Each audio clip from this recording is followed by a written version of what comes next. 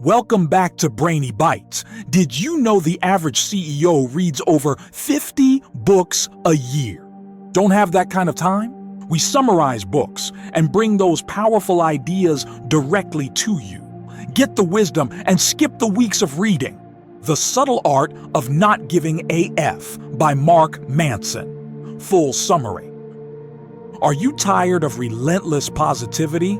Fed up with being told to just be happy all the time? What if the key to a better life isn't about wanting more, but about caring about less and choosing what truly matters? Today we're diving into the refreshingly blunt and counterintuitive wisdom of Mark Manson's mega bestseller, The Subtle Art of Not Giving a F, a counterintuitive approach to living a good life. Published in 2016, this book cuts through the usual self-help fluff with a dose of raw honesty. Manson argues that our culture's obsession with unrealistic positivity is actually harming us. Instead of avoiding problems or pretending they don't exist, he suggests we should choose our struggles wisely. The book isn't about being indifferent. It's about understanding your values, accepting life's inevitable difficulties, and focusing your energy, your fucks, only on the things that genuinely deserve them. The goal is to live a more grounded, meaningful, and contented life, not by eliminating problems, but by finding better problems to solve. Core philosophy: embrace the negative. The core idea flips conventional self-help on its head. Manson argues that constantly pursuing happiness is a recipe for unhappiness. The desire for more positive experience is itself a negative experience. Conversely, the acceptance of one's negative experience is itself a positive experience. This is what he calls the backwards law. True contentment comes not from avoiding pain, but from choosing what pain you are willing to endure for the sake of your values. Life is inherently full of suffering. The key is to choose suffering that aligns with what you find important. It's about choosing your struggles. Key concepts and chapters. Manson lays out his philosophy through several key ideas. Chapter 1. Don't try. This chapter introduces the backwards law. Constantly trying to be happy, confident, or loved often makes us feel the opposite because it reinforces what we lack. Manson suggests we stop trying so hard to feel good all the time. Accept that negative emotions are normal and even necessary. The subtle art isn't about not caring. It's about being comfortable with not caring about unimportant things. It's about reserving your fucks for what truly matters. Stop chasing positive feelings and accept the negative ones. Chapter 2. Happiness is a problem. Happiness isn't a destination or something to be found. It comes from solving problems. Manson argues that life is essentially an endless series of problems. True happiness emerges when we enjoy solving the problems we choose to engage with. Instead of wishing for a life without problems, aim for a life full of good problems. Problems you genuinely enjoy tackling because they align with your values. What pain are you willing to sustain? That question helps determine your life's trajectory. Chapter 3. You are not special. Our culture often promotes a sense of entitlement. The idea that we're all destined for greatness and deserve an amazing life without struggle. Manson argues this is damaging. Accepting that you are in many ways average and not uniquely special is actually liberating.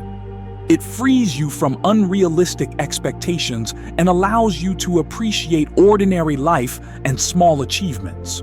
True self-worth comes from engaging with reality, including its mundane and difficult aspects, not from feeling inherently superior. Chapter 4. The value of suffering. Pain and suffering are unavoidable and essential parts of life. Manson argues that our values are determined by the suffering we are willing to endure. What are you willing to struggle for? Your answer reveals your deepest values. Avoiding pain leads to superficial values, while embracing necessary suffering for a greater purpose leads to more meaningful ones. We shouldn't ask how to stop suffering, but rather, for what purpose am I suffering? Chapter 5. You are always choosing. We are always responsible for our experiences, even those that aren't our fault. We don't always control what happens to us, but we always control how we interpret it and how we respond. This means taking responsibility for our problems, even if someone else caused them. Blaming others or circumstances keeps us victims.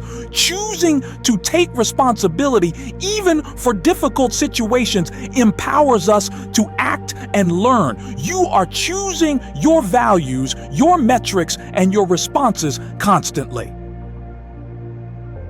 Chapter 6. You're wrong about everything, but so am I. Certainty is the enemy of growth. Manson emphasizes the importance of embracing uncertainty and acknowledging that our beliefs, values, and knowledge are likely flawed and subject to change. Being less certain about ourselves opens us up to learning, growth, and better understanding others. Instead of striving for absolute rightness, we should strive to be slightly less wrong each day. Question your own beliefs and be willing to change your mind. Chapter 7. Failure is the way forward. Fear of failure often prevents us from pursuing important goals. Manson argues that failure and pain are necessary components of learning and improvement. We learn more from failure than success. The willingness to fail, to be wrong, and to feel pain is crucial for making progress. Action isn't just the effect of motivation, it's also the cause of it. Start doing something even imperfectly, and motivation will often follow. Embrace the do something principle. Chapter 8. The importance of saying no. To truly value something, you must reject alternatives, saying no to distractions, superficial commitments, certain people, or opportunities that don't align with your core values is essential for focus and integrity. Boundaries are crucial for healthy relationships and a meaningful life. Rejection makes your life better by clarifying what you truly stand for and commit to. Choose what you won't give a fuck about. Chapter 9. And then you die. Confronting the reality of our own mortality, Manson argues, is crucial for living a meaningful life. Thinking about death helps us clarify our values and prioritize what truly matters. It puts our trivial concerns into perspective and encourages us to live more authentically and courageously. Facing the uncomfortable truth of death allows us to choose our legacy, the values we live by, and the impact we have while we're here. Real-world application and key takeaways. So, how do we apply this blunt wisdom? 1. Choose your values wisely. Identify what truly matters to you and focus your energy there. Let go of caring about superficial status, validation, or things outside your control. 2. Embrace problems and suffering. Accept that life involves struggle. Choose problems you find meaningful to solve rather than trying to avoid problems altogether. 3. Take responsibility. Own your choices, interpretations, and responses, even in situations that aren't your fault. This empowers you to act. 4. Practice humility and accept uncertainty. Acknowledge that you might be wrong. Be open to learning and changing your perspective. Don't cling to certainty. Brainy Bytes. 5. Learn to say no. Set boundaries and reject things that don't align with your core values to make space for what truly matters. 6. Confront mortality. Use the awareness of death to clarify your priorities and live a more authentic life focused on your chosen values. The Subtle Art of Not Giving a Fuck offers a much-needed reality check. It's a guide to finding meaning not through avoiding pain, but by choosing what's worth suffering for. If you found this summary valuable, please give this video a thumbs up, subscribe to Brainy Bytes, and hit that notification bell so you don't miss future summaries. We're building a community dedicated to learning and growth. Want to help fuel future content like this? You can support the channel by buying me a coffee through the link below. It helps me dedicate more time to finding and summarizing these impactful books for you all. And speaking of impactful books, what mindset or philosophy book should I explore next? Let me know your suggestions in the comments. Your input drives the channel. Thanks for watching.